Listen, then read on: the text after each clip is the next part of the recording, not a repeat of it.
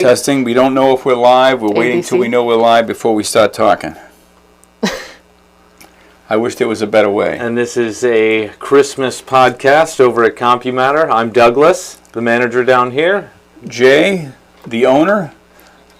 Auren, on-site technician and normal technician. Right, a little bit of everything. Yep. All right, I hear us. We have audio. All right, we're on. Great. Sorry about that. We actually haven't done a podcast in probably 5 or 6 months, and we have been doing them for a while there, but we were just, quite frankly, selling too many things and busy with websites and servers and different things, and we had to curtail it. And there's only 3 of us, so sometimes we just got to keep all the balls in the air. But we were missing this. We wanted to do this, and we're a little less organized, but here we are.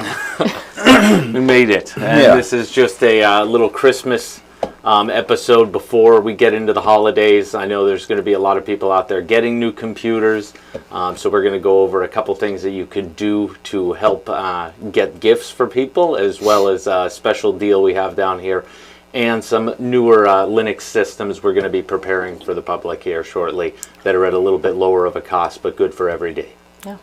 And for people that don't really know what Linux is, it's an operating system, kind of just like Mac OS or Windows. You can do just about anything you can do on those, with a couple program differences here and there, but your browsing is going to be identical. You can use LibreOffice for your document writing. You can use Zoom. There's so many different programs that you can utilize on there. And yeah, most of the functionality is the same. It is just a lot lighter weight than Windows, and it's not Microsoft, so for those of you who are trying to get away from that, it's another beautiful alternative and less expensive than Apple as well. And super secure, so there is also that benefit too. Yeah, so this is not a Christmas sell-you stuff kind of a video, even though it looks like that. And we're going to be doing a little bit of that. We'll sell you stuff if you need it. But we are going to be talking about a variety of things, including Linux and AI and the stuff that comes up. I'd like to weigh in on the Linux thing a little bit. Please do. I've been using Linux for many decades, and our server that sits in the back office is running on Linux. We've been using Linux desktops for years. In my opinion, as somebody who's been in this game for all those many decades, I think 90% of the population would be better served to be using a Linux computer. Well, I think a lot of people would deal with less falling for scams and for a lot of the virus and malware side of things if they were in Linux. Well, because 90% of the population is you think about this as I'm saying it. You're browsing the internet, right? Looking at stuff, maybe playing with the AI online, maybe YouTube videos, Netflix, Prime Video, your email. Does that sound like you? Because if that sounds like you should be using a Linux computer. You never have to worry about these upgrades and running out of time. You never have to worry about people spying on your every move. Well, be careful with the never. You definitely got to update it, but your machine will last longer with updates. Well, wait a second. Now, the only time anybody's spying on you... No, I mean on updating, like things being functionally working. In Okay, Linux, so you still got to update stuff. Yeah, but Linux... It just will last longer on your hardware. But there's no profit motive for the manufacturers of the product. So Linux is an open source product. That means the world's programmers are involved on a regular basis, including Linus Torvalds, the guy who invented it to begin with, and they're making sure things are updated and the program continues to grow and do the things it needs in the modern world. They're not hatching secret spy campaigns to extract your data and use it for their own purposes. There's been absolutely no evidence, nothing on the landscape to indicate that. But if you're Microsoft and your profit motive, or your Apple and your profit motive, then you're going to be looking for ways to monetize the data from all of those users, because it makes your stock value go up. Your profit go up, and that's just the way it works. I haven't seen it with Linux. Yeah, it's open source. It's made for the world. Yeah. So now, anybody can just open it up. If you're checking your mail on Gmail through Linux, Well, then that piece of the pie will still be exposed to Gmail. Of course, you can't get away from some of that stuff unless you host your own email on your own server, which that's a whole nother rabbit hole we won't get into right now. But anyway, Linux is a great alternative to giant corporations. If you're trying to have a little bit less giant corporations in your life, then that is an option for you. Also, something you can do is dual boot on most of my machines. I have a dual boot of Linux and Windows. Linux is not completely open to the gaming world at this point, so for doing gaming, Windows is typically a better environment. But Steam, if anybody's familiar with that company, they're making it a little bit more compatible with the gaming on Linux, and I look forward to that development as time goes on. But for the moment, I have Windows and Linux, Windows to do gaming, and then Linux for, financial, check an email, research, media, that sort of thing. Yeah. Yeah.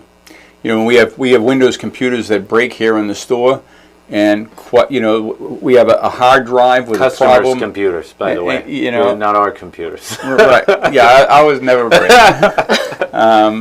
But we have a hard drive that we can't read on a Windows computer. We can't access it for whatever reason. We'll take that same hard drive, that'll be the first thing out of my mouth. Have you put it on a Linux computer yet? So you put it on a Linux computer, all of a sudden all those permission problems and things that often block you from being able to read the drive, it cuts right through. Yeah, I actually had one yesterday where there was a file that was corrupted. You couldn't open it, you couldn't delete it, you couldn't do anything with it. I even have a program called File Assassin, and it was not able to kill the file. And I booted it up into Linux, and I could just delete the file. Oh, you did? And it was gone. Yeah. Oh, just as simple No as problem. that. No problem. I went in, delete the file, it was gone. Yeah. All these advanced programs inside of Windows to do that one task. Yes, one task. Sometimes it's as simple as Linux.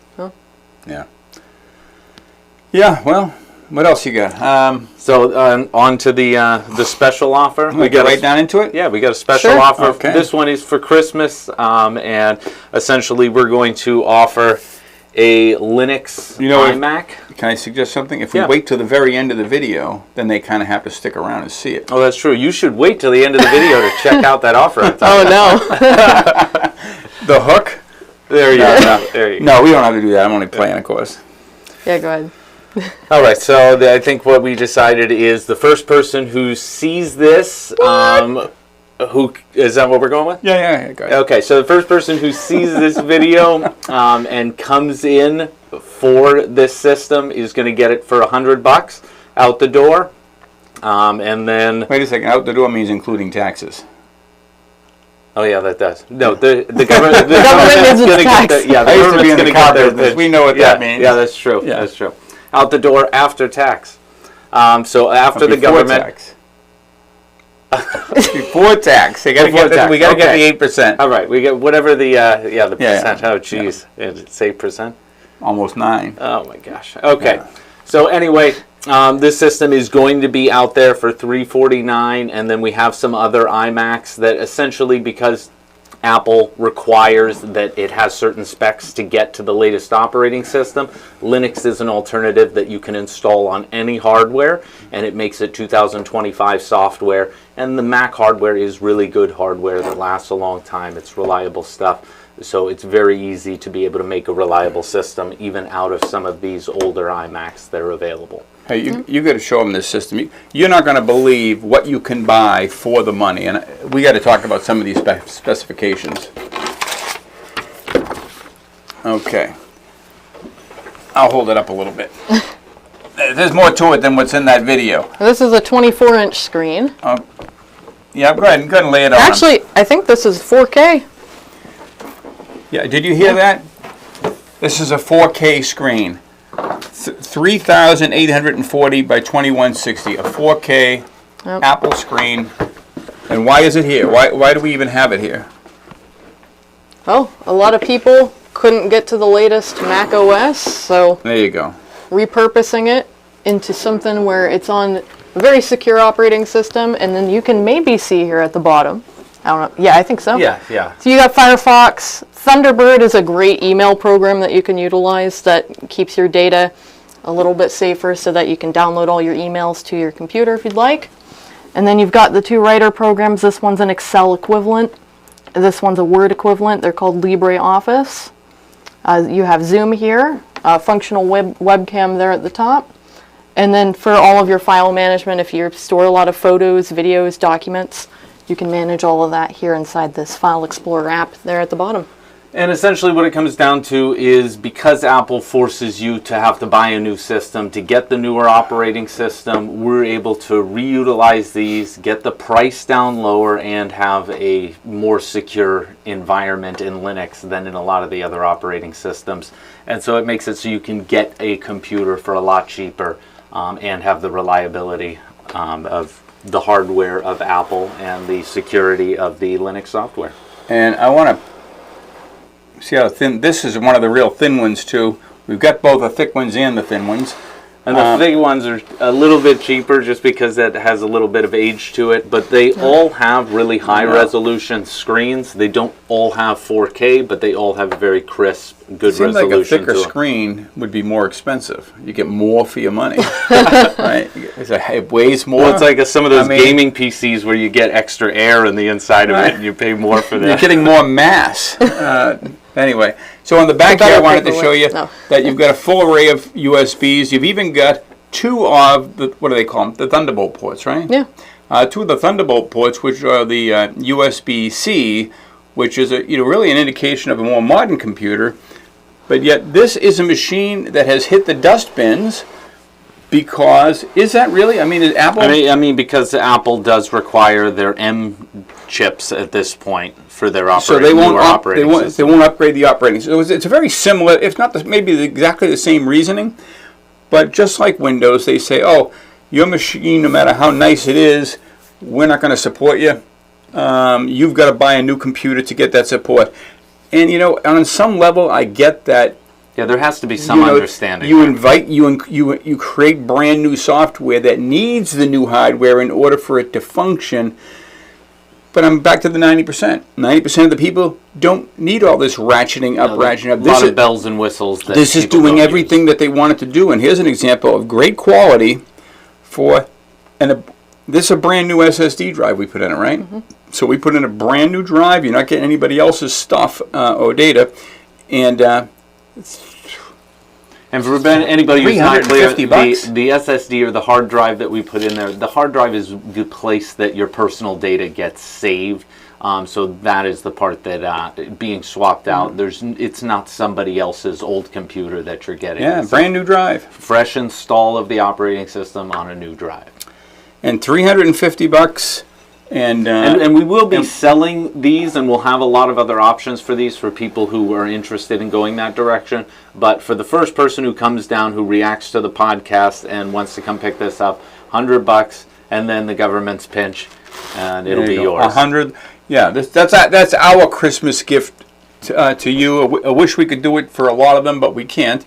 But at this price, frankly, it's such a good deal as it is.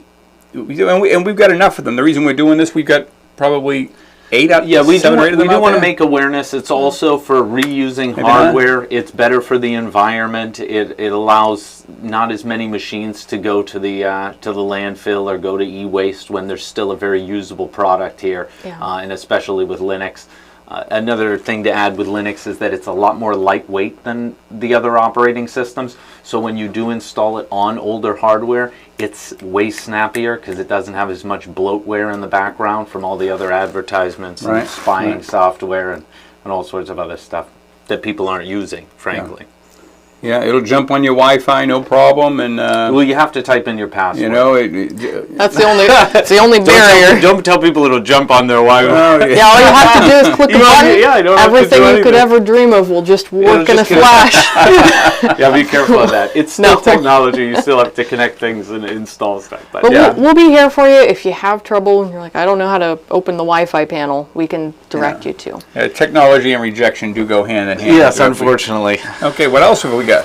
I mean, aside from that also brings up that a lot of people are going to be getting new hardware and new software for Christmas. And I do have a lot of people that have reached out interested in gift cards and being able to purchase stuff for loved ones, specifically time and education. So that is something that we offer down here. If somebody's looking to give their grandparent or mother or father an iPad and they have no idea how to use it, that's something that you could do. You might just be feeling guilty, right? Because you're supposed to get these people something, and there's some sense of obligation, and you haven't gotten it covered yet, and it's getting closer to the wire, and this is one way to bail out, just to give them a freaking gift certificate. Oh yeah, and then they can choose something that they actually want instead of something that might get re-gifted next Christmas or those sort of things. But right, yeah, they can give it to somebody else and give it to somebody. You could gift an antivirus service for somebody. So if they do have any problems with scams, that gives them an easy out and saves them money in the future. Now, do our gift cards, is it just for services specific, or does it also cover hardware here at the shop? I mean, it could be for either one. Essentially, what I'm going to be doing is just making an invoice for a customer before they come in, and it's paid for by somebody else, so they can just come in and whatever that value is, attach it to whether it's goods or services. It's just a number amount. And we, if I may say so, suck at that whole gift card business. We do it every year. We should have it really wired. We'll get it done. We'll give you an invoice, and it'll be legit, and then we'll figure out the math after the fact. Oh yeah, but I mean, you mean having actual cards? We don't have actual cards all printed out and that sort of thing. Sometimes we actually custom create and print the gift card on the spot in Photoshop. I think we've done that in the past. Yes, yeah, we have done that. But in the end, it's just connected to an invoice, and that's paid for a customer that comes in. It's got a little number in the top corner. So I've had people for their, I think it was for their grandmother, they had a bunch of gift certificates for if they run into any scam operations, they could just call in and not have to worry about any money and be able to help them get out of it. Right. Auren, why don't you show them this desktop over here, too, while we're at it. And by the way, absolutely. Even if you don't get one here, recognize that those used computers that you have, wherever you are in the world that are watching this, you've got used computers, you're getting ready to throw them away. You remember what we're talking about with this Linux. Yeah, we can install in Linux. And there's a lot of variations of Linux. And my recommendation is going to be absolutely to come down on the side of the one called Ubuntu, Ubuntu, which I think means free in African. No, it has to do with community and working together and more to it than you that. You might be thinking of LibreOffice. Oh well, Libre is a free. That's free. That's Spanish. But that's Spanish. Hold on. Ubuntu is like a community togetherness. What does Ubuntu mean in English? And it says, what does B2 mean in English? Let's see. U-B-U-N-T-U. There we go. What does R2D2 mean? Right, yeah. If, you don't send this stuff in the blind to people that you're having a conversation with. All right. Several African languages. Humanity towards others. Okay. That's cool. You're right. Compassion, mutual support, interconnectedness, philosophy of community. You should buy it just for that reason alone. It's free. Oh, that's right. The software is free. We do charge for the installation, setting up drivers. Each machine is a little bit different. Sometimes you do have to install specific hardware in it to be recognized by Linux. But it's pretty good at recognizing things. Time is money, and the hardware has a value and that kind of stuff. So we do it very reasonably. It's much more reasonable than going out and buying a new computer elsewhere. And you can take your own computer, if you'd like, bring it in here. What do we charge for that? It's $145 for a fresh install, and then that if you have Windows and it's functioning on your machine and you want to keep the Windows side, we can also just do basically a dual boot and have it so you can have Windows and Linux on the machine. You can do that, but that's getting kind of complicated. It's only complicated if you... if you want to, they're getting told they can't use their Windows 10 anymore. That's their primary thing, right? Right, but if you want to keep it first Solitaire, that's still working on your Windows 10 machine. That's a big one. It comes up. All right, that's a game changer. Yeah, so, no pun intended. There are older. You get that game changer? Yeah, there is some older software that some customers like to keep, and so that would be a reason to dual boot, so you can still use your older software without switching over to their newer subscription base of whatever it is. Is it more expensive to create a dual boot than it would be just to wipe it out and throw Linux on it? Linux is a wonderful installation process. They make it easier to do that. So there you go. And then data migration. You don't have to throw them away. You know what? We had a kid in here the other day, was in the 4th grade. I won't mention the name, a construction company. The wife came in. They bought one of our servers. We sell business servers, the best on the planet as far as I'm concerned. But anyway, she had a fourth grade kid, and man, he was so enthralled at the computers in our showroom. And something like this would be perfect. An inexpensive desktop that they're not going down they can't get the viruses that a Windows computer would normally get them involved in, and they're very inexpensive. Yeah, I'll have to go out and test it again. But back in the day, I went and tried to download viruses for Linux or on a Linux machine, and it would just error out when I would attempt to install them, because a lot of the viruses are made for Windows and for Apple, because those are the majority users. You feel left out? Yeah, I was like, I can't even get a virus, man. It was a bummer.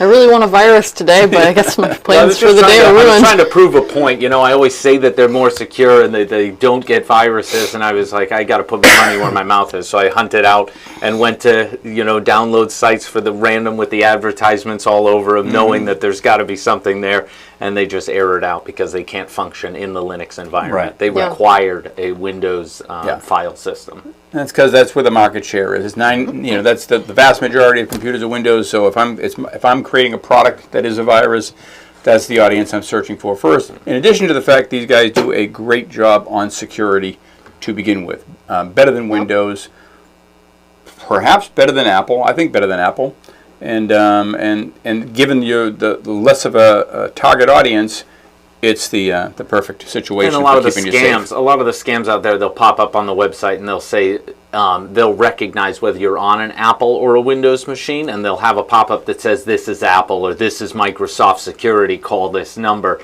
Whereas when you're in Linux, they can't really see those sort of things. So a lot of times it'll pop up saying your Apple computer has a problem or your Windows computer has a problem, and you're on Linux, and it's a dead giveaway that it's just fake. All right. So how much is this? So this is $300. $300. Okay, $50 less, and